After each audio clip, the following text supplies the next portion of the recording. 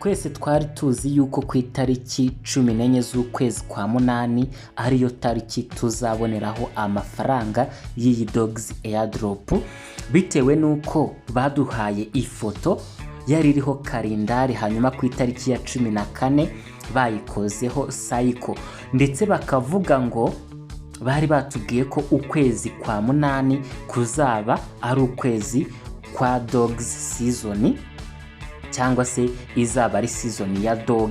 Ibyo bigahurirana nuko ku itariki 14 Telegram yizihije isabukuru y'imyaka 11 yari imaze ikora.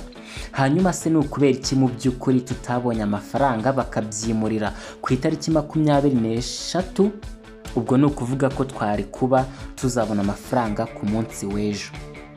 Ibyo nabyo byarahindutse, bimurira TGE cyangwa se umunsi tuzaboneraho amafaranga y'iyi dogs airdrop ku itariki 26. Ese mu by'ukuri ku itariki 26 tuzabona amafaranga?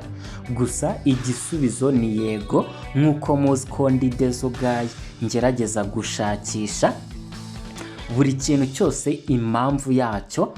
Ni ukuvuga ngo ngiye kukubwira impamvu yatumye tutazabona amafaranga ku munsi w'ejo, ahubwo tukazayabona ku itariki 26, ndetse ndakubwira igiciro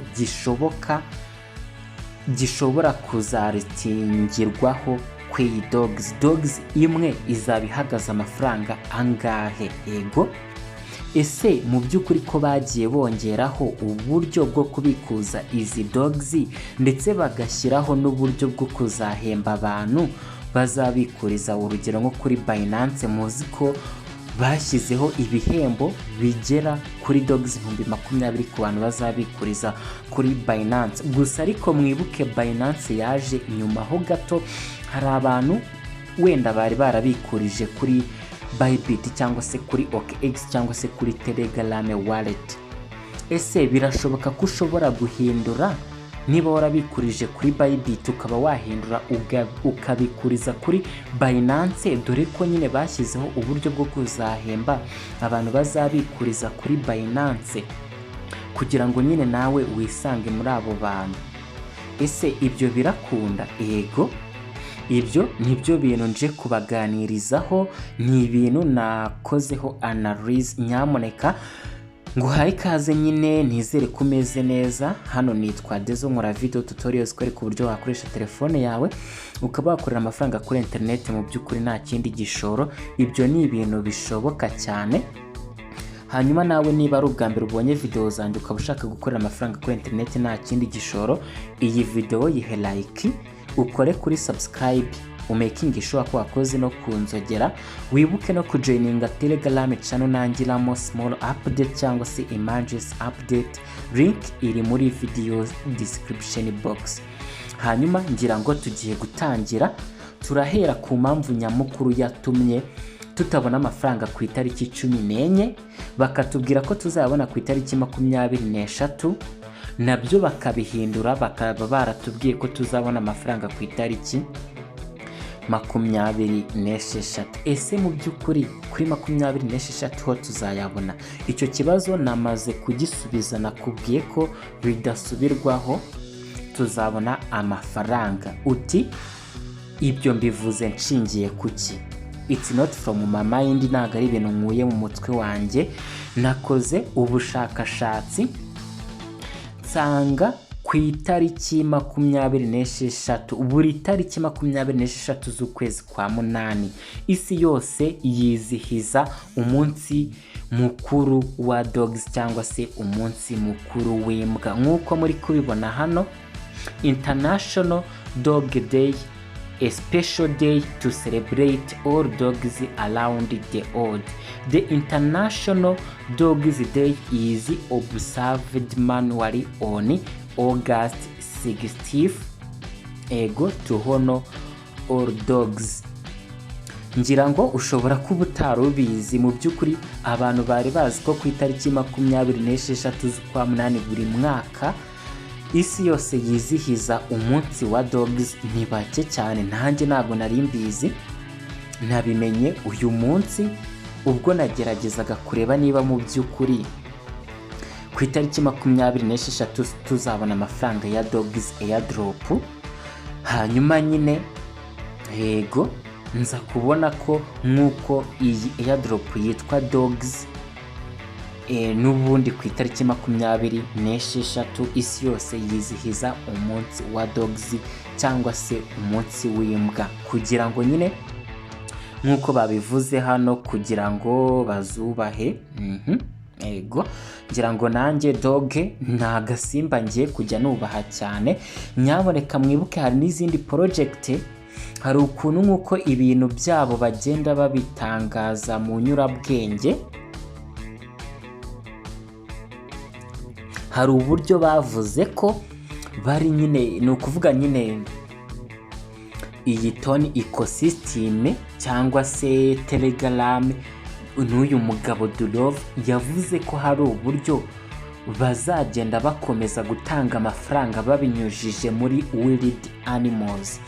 Ibyo bigahurirana nuko hari iyindi project bazanye yitwa Lost Dogs, hari iyindi project bazanye yitwa Cat. Izo nazo ni project ukwiye gushyiramo imbaraga. Si izo gusa, nakubwiye ko hari na Citizen, hari project yitwa Grand Combat imeze neza nka Hamster Combat, ariko wenda nimbona umwanya nzagukora. Nako si kuvuga ngo nimbona umwanya, kuko aricyo niyemeje, ngomba kubona umwanya nkazaguha update. Hari update z'ingenzi cyane ziri kuri Grand Combat. Ako karakanyuzemo kwari kugira ngo mu by'ukuri niba iyi Dogs yaragucitse, iyi Dogs Airdrop, urebe video nakoze zivuga kuri Blam, kuri Citizen, kuri Cat, kuri Lost Dogs. Izo zose ni projet zizatanga amafaranga kandi nta kindi gishoro basaba. Icyo usabwa ni ugukanda kuri subscribe, iyi video ukayiha like, ukajya ukurikirana update zanjye zose, ukajya ureba buri video yanjye yose nkoze, kuko na video nkora idafite impamvu yayo, nta kantu cyangwa se point nimwe ubu udakwiye kureba muri video mba navuzeho, kuko buri point ni ingenzi. Hanyuma reka wenda ibyo kuvuga ko bidasubirwaho kuri 26 tuzabona amafaranga mbihinira aha. Nawe ushobora kuza kujya muri Google cyangwa se mu yindi browser ukoresha, ukandikamo International Dog Day, ngira ngo uraza kubona ibisubizo byinshi. Google ikubwira ko kuri 26 isi yose yizihiza umunsi wa Dog. Ni muri urwo rwego rero kugira ngo tuzizihize umunsi w'imbwa, twe tuzabihemberwa kubera nyine twabikoreye. Mu by'ukuri tuzizihiza umunsi w'imbwa dufite amafaranga. Hanyuma ayo mafaranga angana gute? Mwibuke nari nakubwiye ko ndaza kuguha speculation cyangwa se analyze yuko igiciro gishoboka kizaristingwa kuri iyi Dogs Airdrop cyangwa se iyi Dog Coin ni ikihe. Navuze ko ibintu byose basa n'ababinyuza mu nyurabwenge cyangwa se basa nk'ababikora mu buryo bw'amarenga. Gusa nabo nubwo wenda bashobora kuba batabizi, ariko ntago babura kubimenya.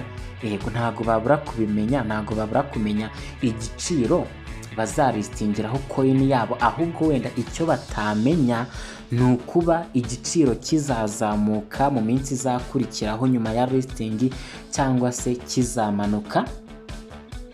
Hanyuma mbere yo kukubwira igiciro, ese wowe nk'uko nagiye mbikubwira, uzahita ugurisha Dogs Coin zawe cyangwa se uzaziholdinga utegereze? Gusa ariko njye nakomeje kukugira inama yuko wazagurisha, kuko abantu benshi bazaba bagurisha. Ariko ngendeye ku bundi bushakashatsi nakoze cyangwa se ku bindi bintu nasomye cyangwa ku yandi makuru nabonye, nk'uko ibi bintu byose bya Dogs Airdrop neza neza bisa nk'ibya Notcoin. Mu by'ukuri iyi ni iyindi next Notcoin.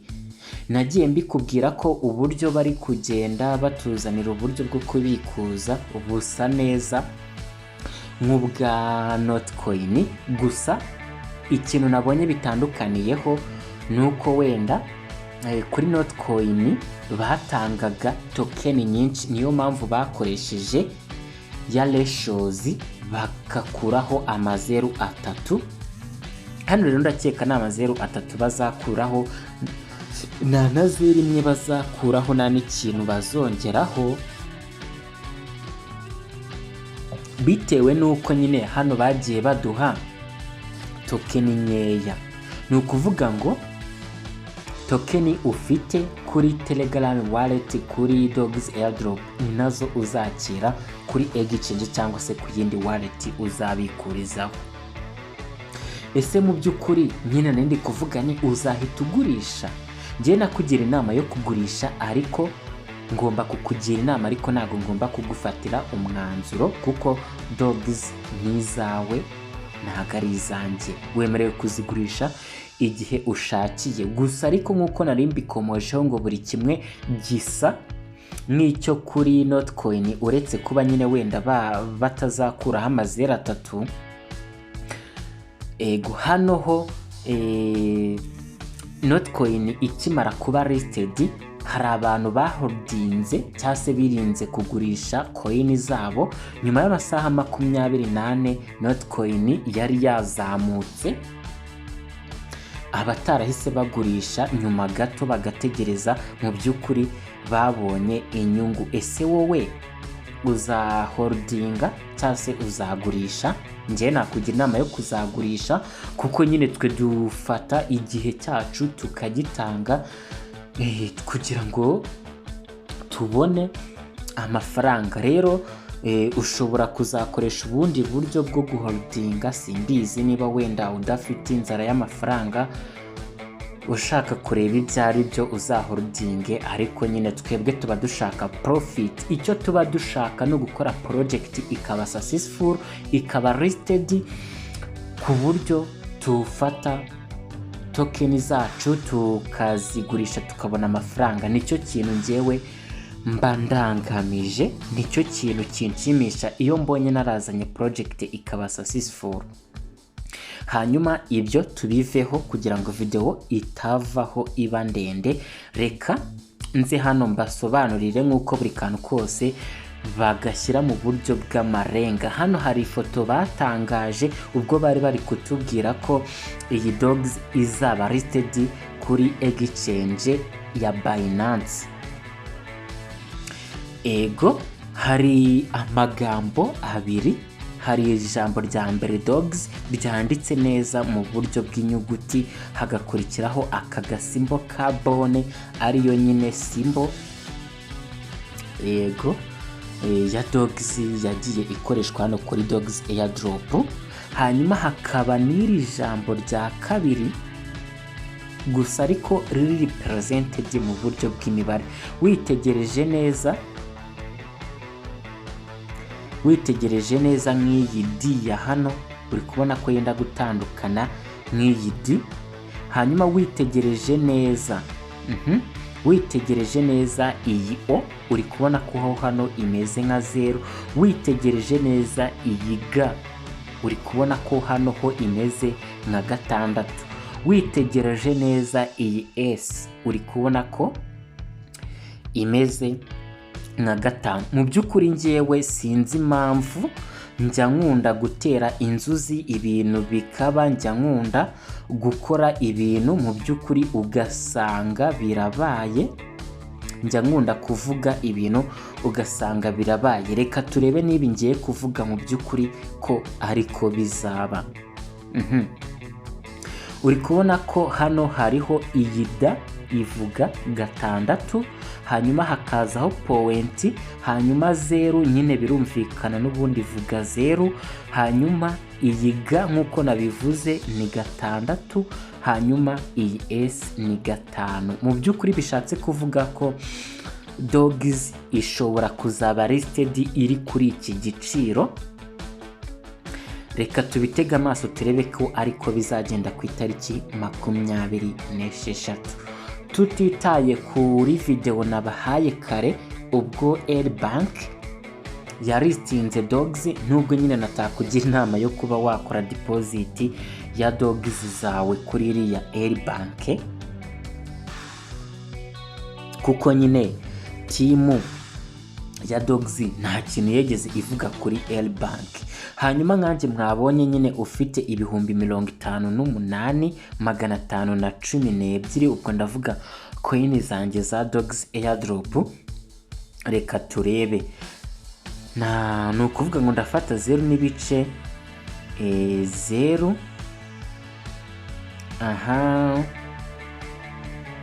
Reka nsubire kuri ya pica ndebe neza, ni 0 n'ibice 0,65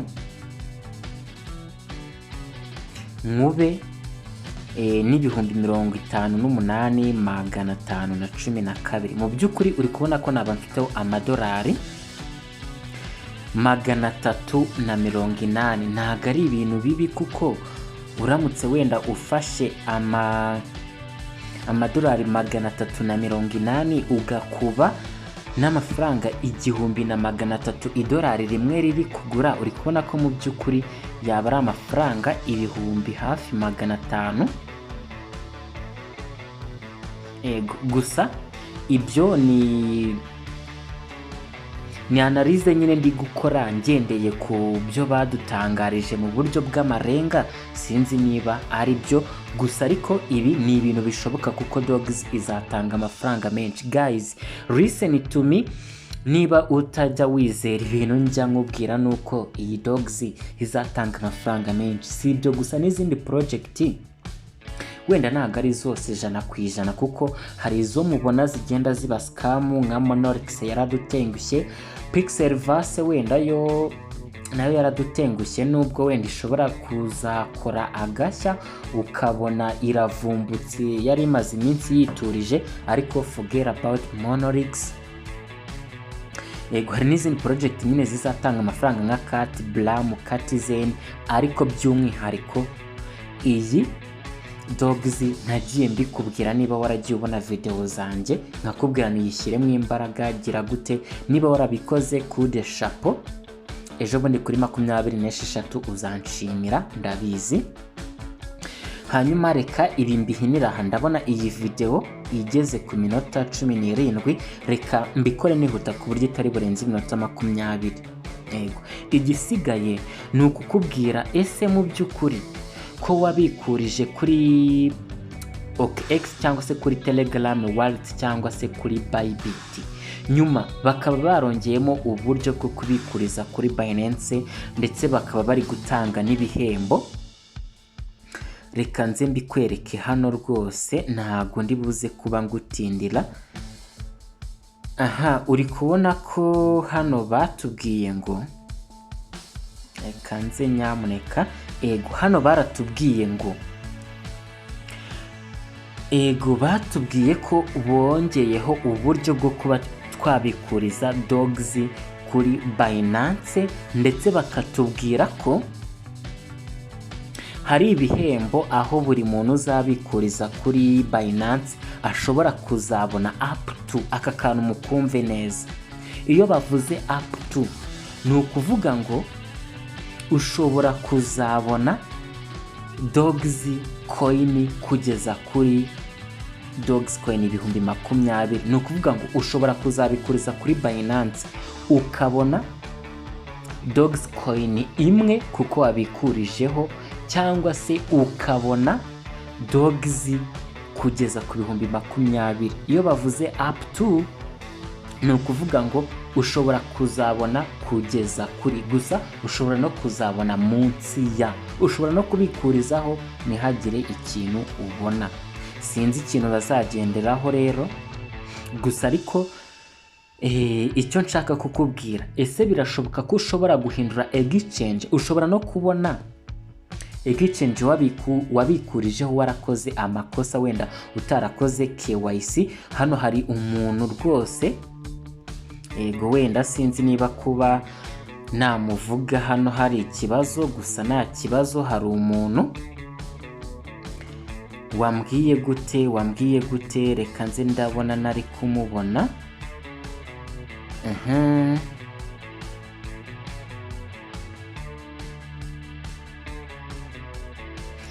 uyu muntu n'ubundi ndabona nta zina ririho. Yego, mu by'ukuri uri kubona ko hari ibiganiro twagiye tugirana, anyoherereza n'ama-screenshot ambwira ati nabikurije kuri Bybit, ariko Bybit yanjye ntago nakoze KYC. Nawe ushobora rero kuba mbivuze ntago ari ukugira ngo nkubwire ko naganiriye nawe cyangwa ahubwo no kugira ngo nkubwire ko nawe niba warakoze the same mistake nk'ibyo yari yarakoze, nawe ube wabihindura cyangwa se ushobore kuba wabihindura kugira ngo ubone kuri ziriya dogs ziri gutangwa ku bantu bazabikuriza kuri Binance. We rero ikibazo yari afite nicyo, ambaze niba bishoboka ko ashobora guhindura exchange yabikurijeho akaba yabikuriza ku yindi. Mu by'ukuri we impamvu kwari ukugira ngo atazahomba kuko Bybit ye ntago yari verified. Uri kubona ko nka hano bari kumbwira ngo reka wenda tubireke gusa, ariko ntago Bybit yari verified, ntago yari yarakoze KYC. KYC nyine bivuga know your customer. Ngira ngo nyine buri kantu kose muzajya mugenda mubyiga. Rero nawe uramutse ubaye warakoze ikosa nk'iri, yego, cyangwa se uramutse ubaye ushaka kubona kuri ziriya dogs ziri gutangwa ku bazabikuriza kuri Binance, ibyo wabihindura gute? Ngira ngo uri kubona ko hano kuri Telegram bashyizeho uburyo ushobora kuba wabaza ikibazo. Wenda uri kubona ko hano batubwiye ngo due to some frequently asked questions coming our way, we have decided to create an FAQ bivuga frequently asked question. Nyine bino bibazo ushobora kuba wibaza buri mwanya bigucanga, ushobora kumbaza.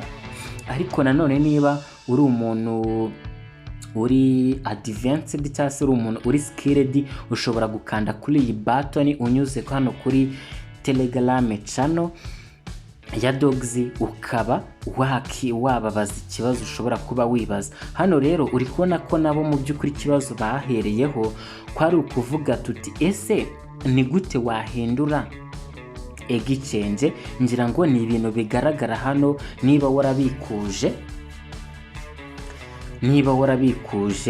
iyo ugiye kuri dogs Telegram boot cyangwa se mini app, ubona ko bakubwira uburyo bwo kuba wahindura exchange, ukaba wahindura nyine ukurikije ibi bari kutwereka hano, ukaba wayabikuriza nko kuri Binance cyangwa se ku yindi exchange wifuza. Nyaboneka mwibuke abantu bashaka kubikuriza kuri exchange, ubwo ndavuga kuri Binance, kuri Bybit, kuri OKX, kuri Telegram wallet, umunsi ntarengwa ni ku munsi w'ejo ku itariki 24. Hanyuma sinzi ngo ni ku isaha ya saa ingahe, niba ari saa 4 sinibuka niba barabigumishije ku isaha ya saa 4, ariko nyine nyamuneka ngiwe rero sindafata amahitamo ya exchange nzabikurizaho. Niba nawe urakomeza ukazategereza update uko aho nzabikuriza nawe akazaba ariho ubikuriza, ni byiza. Icyo usabwa nyine ni ukuba uri ready, warakoze subscribe, warajoininze Telegram channel. Niba ushaka kubikuriza gusa ariko kuri exchange cyangwa se kuri Telegram wallet, ni ukwiye kurenza umunsi w'ejo cyangwa se wabikora nonaho ukiboneye video. Hanyuma reka mbifuriza ibihe byiza. Iyi video ndi kubona yabaye ndende kurenza uko nabitekerezaga, ariko nyine narababwiraga ibiro by'ingenzi. Icy'ingenzi kuruta kanda kuri subscribe iyi video, ihela ikujoininge Telegram channel.